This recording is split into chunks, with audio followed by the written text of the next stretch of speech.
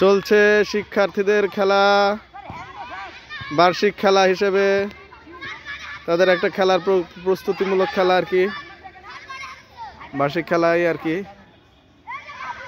এবং সেখানে আমরা দেখছি খুব ভালোভাবে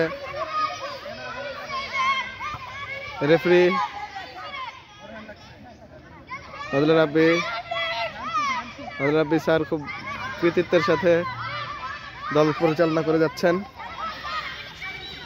এই গোলবারে একসাথে আড্ডা দিচ্ছে অনেকেই, তারা গোল কিপারের সাথে সঙ্গ দিচ্ছে।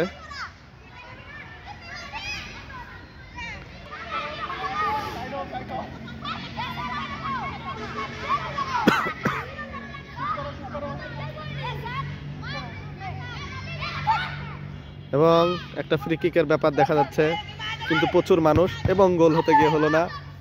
বল সামনের দিকে চলে যাচ্ছে, কাউন্টার অ্যাটাক, কিন্তু আবার বল উড়ে চলে গেছে এবং বল চলে গেল সীমানার বাইরে।